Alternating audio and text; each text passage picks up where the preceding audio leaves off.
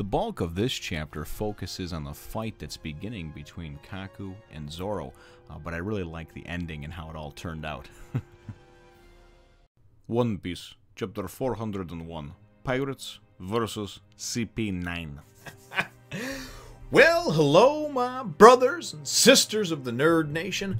I, as always, am Jim, here to bring you another review on the awesome and fight-filled CP9 heavy tale of One Piece. Now, our last chapter, of course, saw us beginning volume 42, and really just kind of seeing everybody go off, and we see who's going to kind of square off against who, from the Straw Hats to the CP9 members, is really what wound up happening. So, and of course, as we saw those matchups, the final two actually were, it looks like Khalifa and Sanji are going to match up, and it looks like Kaku and Zoro, of course, are going to match up against each other. So that is where the chapter left off, and that's actually where the chapter picks up, right where the last frame was, which was Kaku just kind of sitting there looking all Kaku-y. You know, with his legs crossed, like he's just sort of waiting, you know, for his opponent to appear, sitting there sipping some Chianti and sitting in front of the fire, you know. And that's kind of what it reminds me of, just the way he's sitting there, you know, like he just needs his pipe and smoking jacket. But anyway, that's where things obviously left off, and it picks up with him sitting there, and then, you know, him and Zoro about to go at it, right? So, it's actually really cool that the beginning, or at least the portion of this fight that we wind up seeing, because they both seem, at least at the beginning here, they both seem very evenly matched. Now, keep in mind that Kaku and Khalifa were the two that actually ate devil fruits 10, 12 chapters ago, and still have not revealed what the powers are that they were bestowed upon them you know, after eating those devil fruits. So we do get to see, of course, by the end of this chapter, Kaku's, which I think is pretty cool. But the first, I don't know, half to 2/3 of the chapter is just really an awesome, just crazy kind of balls to the wall action scene. And as him and Zoro go at each other, you know, it's funny because he goes and he says, "I just want to warn you, I'm the best swordsman." And, you know, because Zoro says, "Listen, you've got a key, I need it. Do you want to just give it to me before I kill you?" Or he's like, "Are you crazy?" You know, of course I'm gonna fight, regardless of whether I win or lose. Clearly, I'm confident enough that I'm going to win.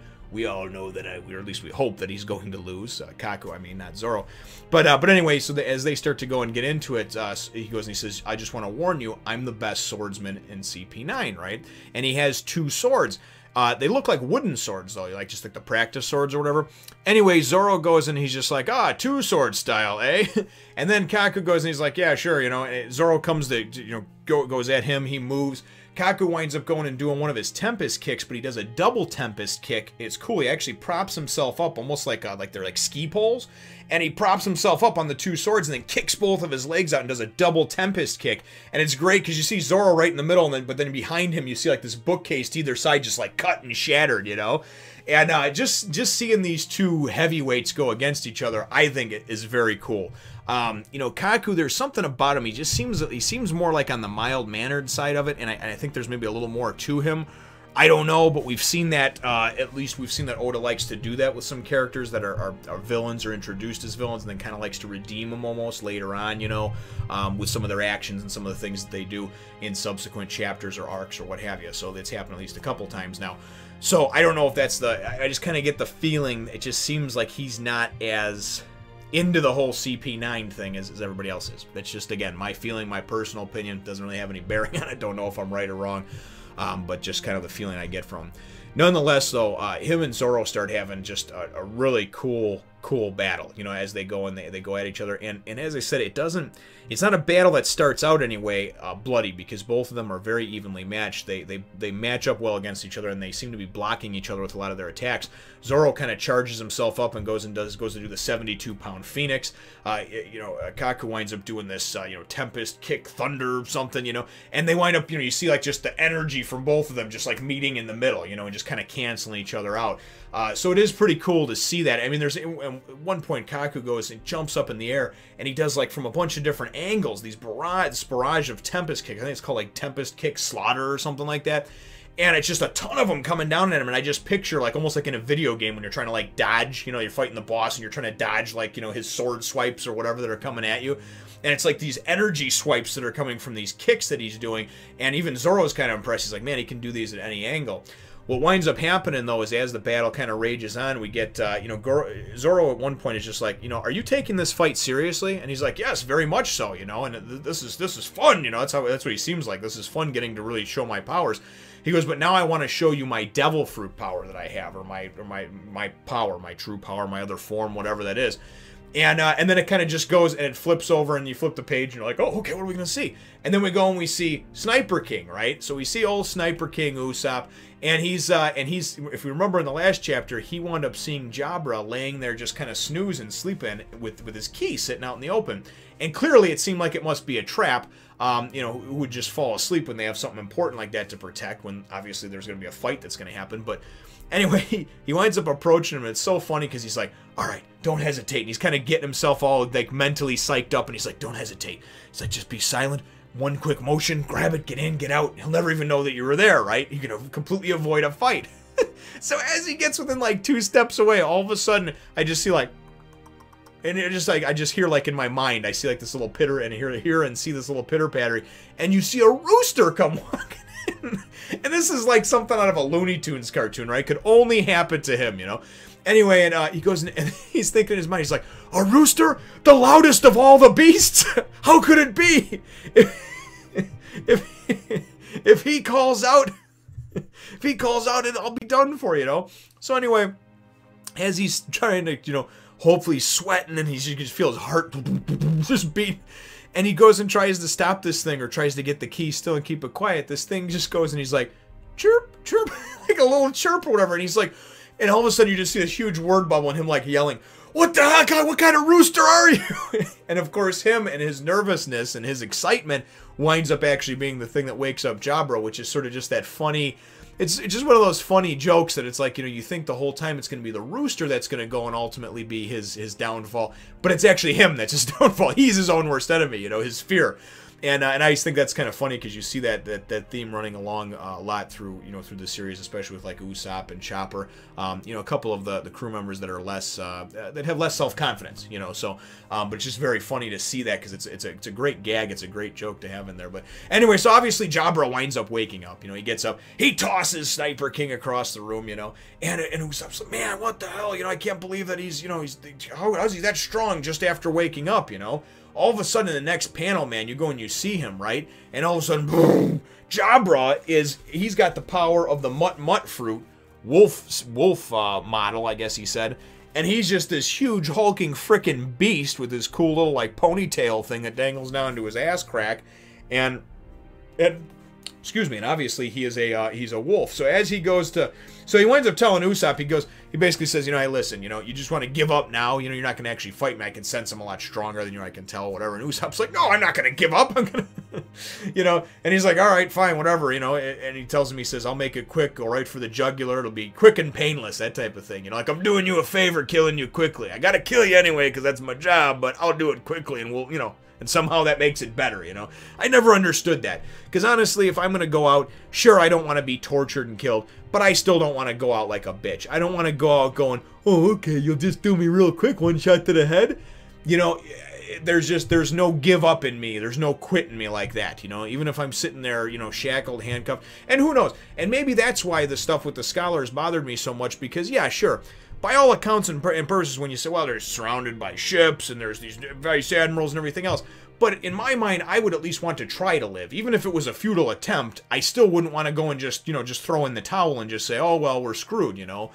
So I think that's why sometimes those type of things, those particular, that instance in particular, because it was obviously just recent, a few chapters ago, but I think just in general, when I see that, I don't like to see that sort of like that quit, that give up, that, you know, well, this is what's going to happen, so I'm going to, and even when I see it in the comments, well, you don't understand, in this fictional tale, this is the rules that were set in place, and nothing could have gotten off of the island, or nothing could have happened. You don't know that. Nobody knows that. Obviously, Oda's the only one that knows that, and even he can create or whatever he feels like, you know, because this is obviously something he conjures up from his mind, you know. But I guess my point is, and even in movies and stuff like that I used to see, when you know what the outcome is, and the person gets caught, or the person doesn't sneak out of here, or doesn't get out of the situation, you still, like, even though I've seen it 50 times, I still, well, when I was a kid especially, now I'm an adult, I don't do it as much, but, you know, you still watch it, and you hope the outcome's going to be different. You hope that they'll try something different, they'll take a different path, they'll do something that seems to make a little more sense at the time, you know. And a lot of these choices, of course, we can go and say, and you can just say, well, you know, it's because of this or it's because of that, or I can just, it's easy for me to go and say from an outside perspective once I see how everything plays out, well, you could have gone there or you could have done that. Sometimes you don't have that, the full picture, and you make a decision based on, you know, pure emotion, or you make a decision based on the facts you have presented to you at the time, which a lot of times isn't everything. So let's face it, that's how it works in life.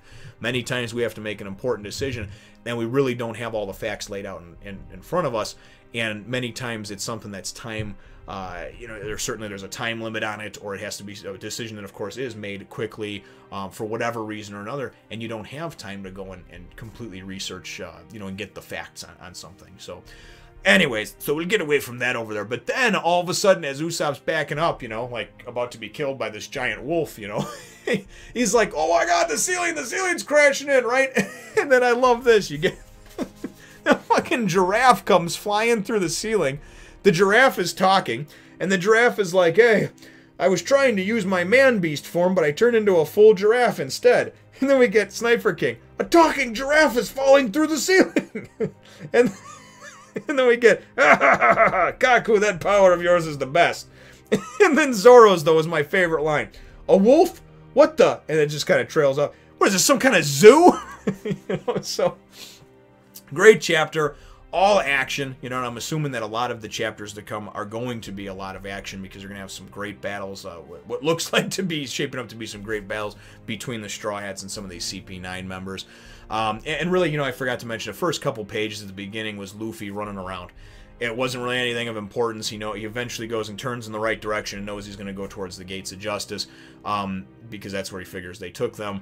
But he winds up actually going and running around and getting himself up to the room that they were originally in, that Frankie blew the wall out of and everything, so they could talk on the balcony for a while. So that's where he winds up making it up to and realizing they're not there. And that all, of course, happened at the beginning of the chapter. So we know Luffy's kind of still on the hunt to go and catch up with Spandam, Robin, and Lucci. And we know that there's several other battles that are hanging as well, you know, and I can't wait to see some of them, you know, Frankie and what's his name, Fukuro, Fukuro. Anyway, Frankie and that fella there, I want to see them face up, and I just dying to see the Sanji and Khalifa fight, how he's going to handle that one, you know, like having to go and fight not only a woman, but like a hot chick woman, you know, because Khalifa's sexy as hell. Anyway, that's where the chapter ends off. My chapter question for you, though, brothers and sisters, is if you had a devil fruit that was and I believe it's the, is it the Zoan? Yeah, the Zoan type ones that can change you into something else, can morph you into something. What type of animal or creature would you want to be? Leave the answer to that question in the comments down below. Feel free to hit the thumbs up, the like button if you think that I deserve it, and subscribe if you haven't done so already. And in case anybody's wondering, I would like to have, because of course it can be creatures, mythical or otherwise, I would like to have the dragon fruit, because dragons were always kind of my favorite creature, mythical beast, whatever you want to call it. And I think that would be cool as hell to be able to morph into a dragon, and then kind of a half man, half dragon form, a mangrin form. Anyway, we look forward to catching all of you in the next Fun Nation. Remember to subscribe to my other channels and follow me on Twitter, Facebook, and Instagram as well.